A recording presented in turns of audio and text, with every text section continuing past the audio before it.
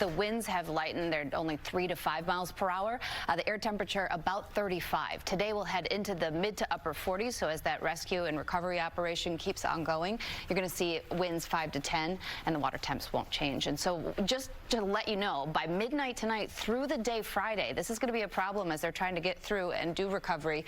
It's going to be raining heavily at times throughout Washington, D.C., Maryland, the Delmarva Peninsula. That's Friday starting, early tomorrow morning and then throughout the day. On the top end of that, we're icy. We've got winter weather advisories that include Scranton and Binghamton, the Hudson Valley through the Berkshires. And so we're watching that storm. But also throughout the morning, we've had flash flood warnings in Dallas. They had ground stops last night because of the storms blowing through, and now that's moving east. So if you're in Waco or Austin, you might even see some damaging winds, an isolated tornado early this morning, and flash flood alerts and flood watches all the way up to Paducah. So we'll keep an eye on this storm as well. Your local weather in 30 seconds.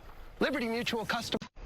It's a clear and cool morning in Washington, D.C., where those recovery efforts are ongoing, but they're going to run before that. But midnight through the day tomorrow, we're going to have a whole lot more on the tragedy unfolding there. But for now, your local news and weather are next.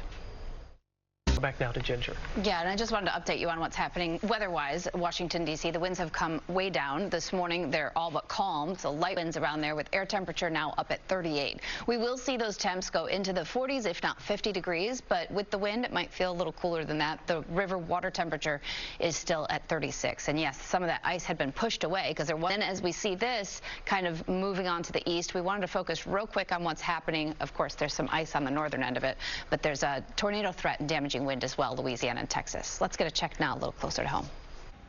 And it's colder, still gusty this morning, but winds do relax later today. Current wind speeds are out of the north, gusting as high. Hey, Ginger. Yeah, let's go ahead and check in on San Francisco because to date, it's been one of the driest Januaries on record, but that is about to change just in time for January to end. So by tomorrow morning, we'll be talking about a huge shift in the pattern and bringing in pretty heavy. Of course, this is going to end up as snow in some of the higher elevations of the Cascades over into the northern Rockies as well. So we'll be watching this storm and the whole pattern shift. Let's get a check now a little closer to home.